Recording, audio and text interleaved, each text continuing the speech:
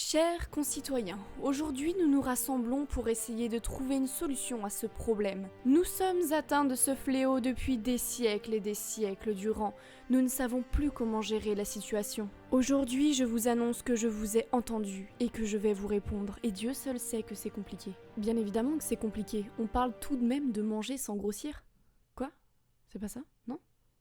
Merde, putain, c'est quoi le titre de la vidéo déjà? Dessiner le deuxième œil? Oh putain de merde.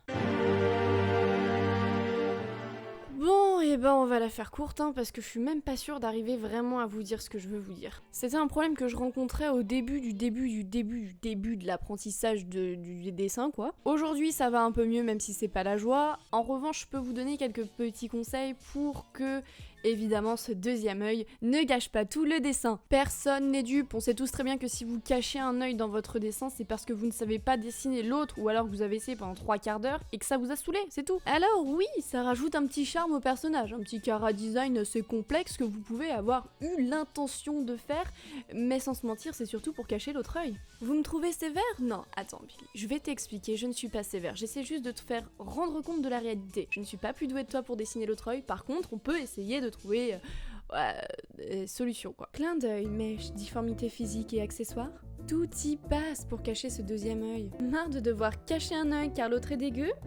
Apprenez à dessiner le deuxième œil. On va résoudre ce problème maintenant. Je suis droitière, il est pour moi plus facile de dessiner l'œil droit. Est-ce que c'est pareil pour les gauchers? Mettez en commentaire. Allez, c'est parti, prends ton stylet et dessine. Putain, on dirait Troum Troum. Génial, ton premier œil est fait. Maintenant, il est l'heure de dessiner le deuxième œil. Je suis sûre que tu peux le faire, regarde. Ouais, pas mal. Non. Ok, continue. C'est toujours pas ça.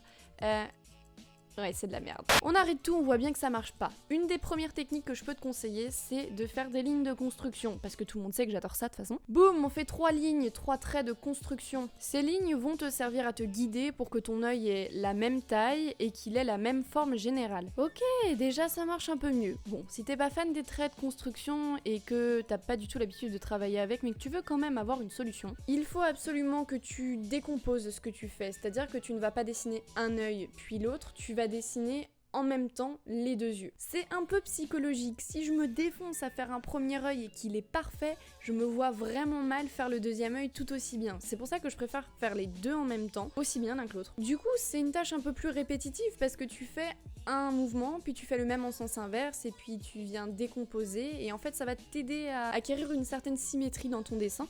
Mais on est d'accord que la symétrie, ça ne fait pas tout. Un dessin ultra symétrique peut être ultra beau comme il est ultra moche, Ok, ça c'était les deux vrais seuls conseils de ma vidéo, maintenant je vais t'en donner des autres que t'auras forcément entendus partout, mais je vais te les redire parce que ça fait du bien de se faire passer un petit savon de temps en temps.